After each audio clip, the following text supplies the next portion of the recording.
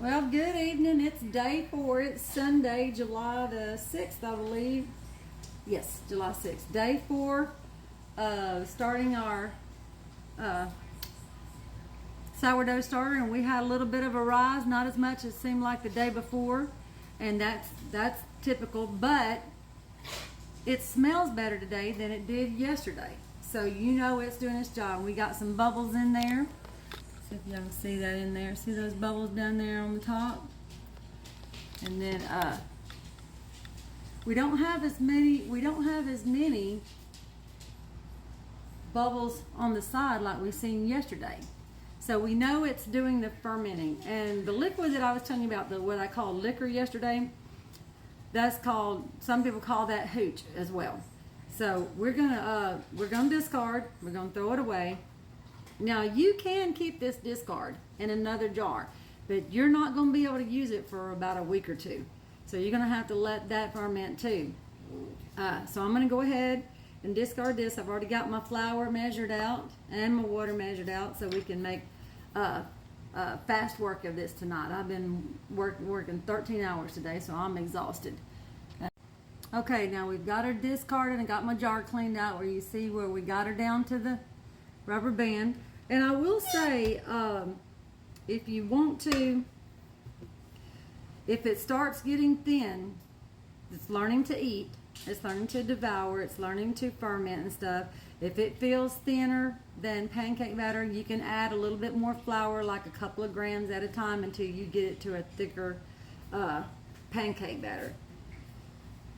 So, let's see. All right. So I'm putting my trusty funnel on there, and then I'm gonna add my 1/3 cup of water, and my 1/2 cup of flour. Get that down in there. We'll get that stirred up and see how it feels. The more that it starts to working, the more that it starts to eating and digesting and fermenting and getting it all coming together and stuff. You learn when you stir, you feel that consistency. When you start to, that's how you're learning your starter. And you're also you're gonna want to give her a name. I'm tired. I'm starting to say my words backwards. And see, she's already doing good there. Just stir until there's not any dry patches or flour in there. You want to get that good and incorporated in there. It's coming together good. This is 4 days. When I started mine in the winter. I didn't think it was ever going to come together, but she finally did. All right, we got her going. See, all right, that's what you're looking for right there. You want her to barely be able to come off that chop. Well, I use chopsticks. Whatever you use, that utensils, whatever. You're just going to want to get a good thick pancake, but almost, not quite, but almost like a waffle batter. Waffle batter is thicker than pancake batter. But all that is more food for them. And you definitely don't want it so thick that it's dry and stuff. But that's what you're going to do. One day it's going to do real good, and one day it's not going to do as good. And then one day it's going to do a little bit good, and then you're going to have a couple of days. Doesn't look like she's going to do anything. She's sitting there and she's working on it. She's fermenting. And then after your time, then you've got a starter that you can start baking with it. But it's going to take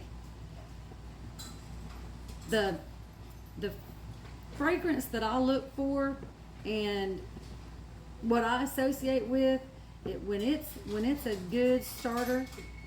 Some people say it smells sweet or it smells like bread or whatever. It's almost going to smell like buttered bread, and it's got that sweet, almost sweet butter bread smell. It's going to smell like if you've never baked bread or never been around bread before they've baked it and stuff, you don't know what that smell is. But it's when you start making your starter, when you know. Now don't keep your nose in there and keep breathing in that flour every day. Don't keep just inhaling the stuff. You'll end up getting yourself a sinus infection. But see, right now, when I started her in, like yesterday when I started in the flours, it still was a little rank smelling. Today, it's not that. I got that flour and that water stirred in there, and it's got a very mild smell. It even had a mild smell before we discarded, so I know that she's starting to, you know, ferment and do what she's supposed to be doing her job. So it probably won't be too long. See, we got the measure up to the second rubber band there for all the ones that measure by a half cup and third cup. 60 grams of water is a third cup of water. 60 grams of flour is a half a cup of flour, just a little shy of a half cup of flour. And you'll get to learning whenever you start stirring it up, and you won't. You'll get to the point where you can just free pour, and you know how you want that to feel whenever you stir your batter up, and whenever you stir your starter up. So.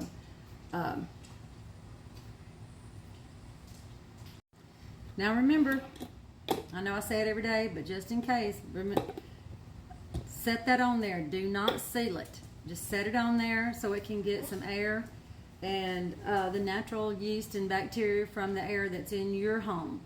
And that will make that culture significant to you and to your house.